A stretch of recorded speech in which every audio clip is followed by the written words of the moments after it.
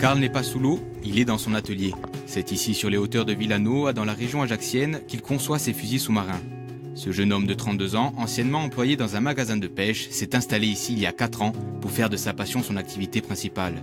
De l'innovation à la fabrication en passant par la vente. C'est des commandes qui sont personnalisées au niveau de la taille, au niveau des options. Donc c'est vraiment un travail à la demande, il n'y a pas de travail en série d'avance.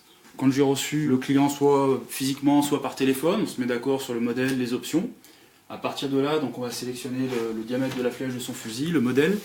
Un travail long et entièrement fait à la main à partir de plusieurs bois différents, comme le Tech ou le Meranti, jusqu'au système de propulsion, personnalisé pour donner à chaque harpon sa particularité. Ça dépend des zones géographiques. Si on parle de Corse, de la côte atlantique ou des pays tropicaux, ça peut être les mêmes demandes.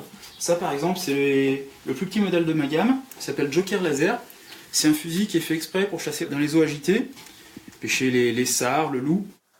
La fabrication d'une pièce nécessite 4 semaines de travail, soit 60 à 80 étapes jusqu'à la mise en vente. Mais avant ça, l'étalonnage en aquarium est indispensable. L'idée générale, c'est d'avoir un fusil qui va être neutre de l'avant, c'est-à-dire dont l'avant va être très léger, on ne va pas savoir s'il flotte ou s'il coule. Et après, c'est un choix personnel. J'aime bien que le talon soit légèrement flottant pour pouvoir lâcher le fusil quand je suis dans l'eau et que le fusil remonte. Que ce soit dans le Pacifique ou l'Atlantique, ces harpons se vendent dans le monde entier. Entre passionnés de pêche et riches collectionneurs, l'an dernier, Karl a vendu 80 pièces à des prix pouvant atteindre 1 500 €.